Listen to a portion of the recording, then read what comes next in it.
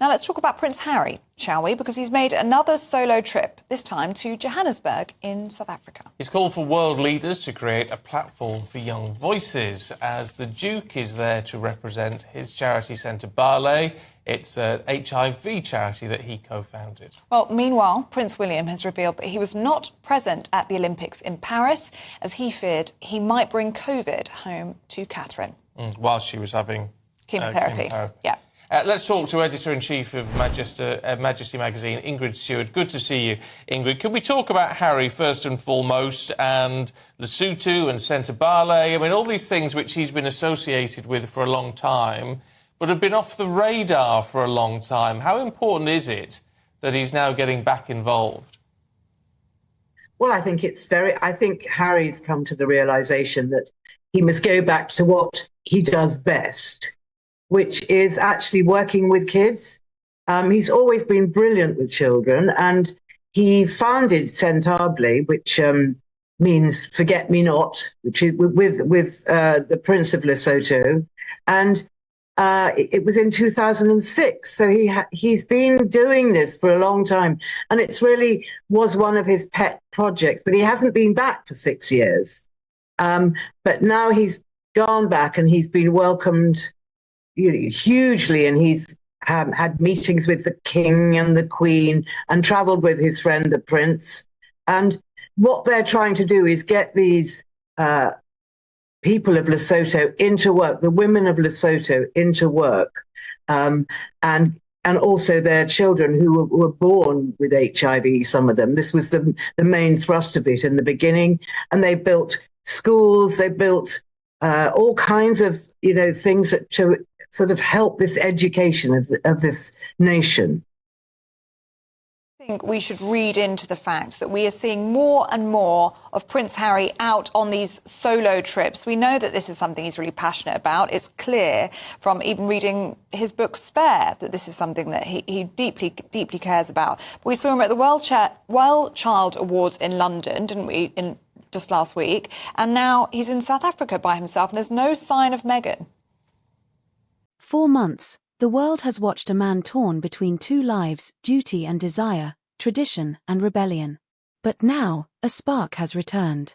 Cameras have caught Prince Harry smiling again, genuinely smiling, as he spends time away from Meghan Markle. What's behind this sudden change? Is it freedom, or is it something deeper? It began with just a few photos, Harry, relaxed, laughing, his shoulders no longer tense.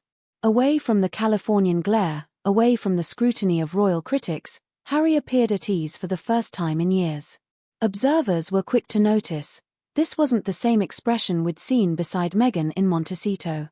Across social media, royal watchers exploded with comments. Some celebrated this new chapter, suggesting Harry has finally rediscovered himself. Others, however, questioned what it reveals about the state of his marriage. Has time apart brought healing, or distance? Body language experts were quick to weigh in. They described Harry's posture as open, confident, even liberated. Gone was the tight jaw, the guarded eyes. Instead, a man at peace. But behind that smile, could there be guilt, regret, or simply relief? Meanwhile, Meghan Markle remains in California, reportedly focusing on her next media project. The physical distance between them, thousands of miles, has fueled speculation of emotional distance too. Insiders claim the couple's professional independence is growing stronger, but personally, the divide may be widening. Public sympathy appears to be shifting once again. Where Harry once faced criticism for turning his back on the royal family, many now see a man searching for balance, a human story of identity, love, and loss. As the cameras fade and the headlines swirl, one question remains: will Harry's smile endure once he returns home? For now, the prince who once seemed lost has found a fleeting joy. Whether it's a sign of change, or just a temporary escape, time will tell. In a world where every expression becomes a headline, even a smile can reveal more than words ever could. This is the story of Prince Harry, caught between love, legacy, and the longing to simply be himself. There's no sign of Meghan because I think Harry knows that he does these things best on his own. I mean, there's no point in him taking Meghan to Lesotho, and there's the well child, although I think she came last time he was here, last year. But I think, I can't remember actually if she was there or not, but he's better on his own. And either Harry or maybe his advisors have said to him, so you need to raise your own profile and do it by, doing what you do best, which is working with children and the disadvantaged. He's always been brilliant at that. It's not about raising profile in the sense. I mean, we do know when he's been in Lesotho in the past, he's prepared to get his hands dirty. He likes to get stuck in. I mean, it's part of the charm of him in all of this. Is there a sense, and I might be speaking out of turn, but is there a sense that Meghan will only do stuff where it is a PR opportunity rather than actual work?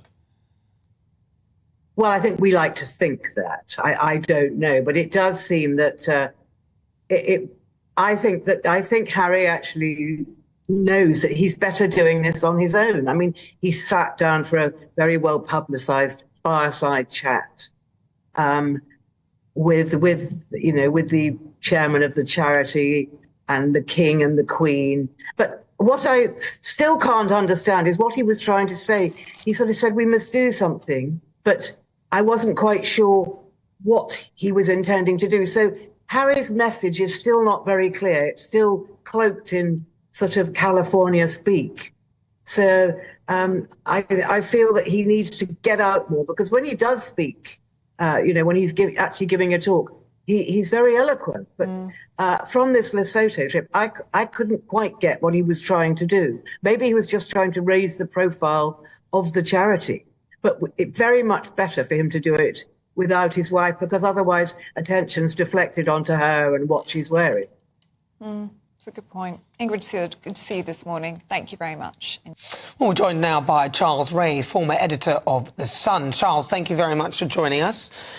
When I see these things with Prince Harry, I think to myself, this is what you would have been doing as a working royal. I don't get it, really. And he actually seems a lot happier. A lot of people suggesting that it's because Meghan's not there. Well, what's your take on it? I agree with that. The fact that Meghan's not there, I think, is a big plus for Harry. And it's really nice to see Harry again back to being the smiley guy that he always was, doing what he does best of all, helping his various charities, promoting those charities, helping to raise money for those charities. And it's just really great to see, instead of the whinging Harry that we've seen over the last few years, mainly with his wife. So it's fantastic. He's now gone to South Africa. Now, I actually don't think he's been in Montecito now for about 2 weeks, because he went to New York, first of all, to do a few things with the Bill Clinton charity. He then did a tattoo parlor, Jimmy Fallon show, then flew to the UK straight away to do the Well Child Award. Big hit there, very big hit there. And then went to Lesotho to visit his charity, Sentabali, the one he started in memory of Diana. And I don't think he's been there for 2 or 3 years, maybe a bit longer. And then I think from there is where he's gone to Johannesburg to continue this charity, to help raise funds and speak about a passion of his, which I have to say I'd agree with, the dangers of the internet for children. Yeah, Charles, who's got the kids then? Are you suggesting maybe Harry's not seen the kids in 2 weeks? Because as a father, that's a bit of a stretch for, I don't know, normal people, normal parents. Who's got the kids? Well, I'm not sure whether he's actually jetted back to Montecito. If he has, he's only been there for about two days. I mean, look, Ben, we live in an age where you've got FaceTime and everything else, so it's much easier to see your kids as well. I mean, when I was a working journalist and away for a long time, I didn't see my kids for a couple of weeks or 3 weeks. But all I had with then was the phone. We didn't have this sort of great new technology, FaceTime and all that sort of stuff. But I can't see where he went back to Montecito. He may well have, but I can't see where he did. Now, Meghan's got the children. She's back in Montecito. She's obviously looking after them as most mothers do in any case.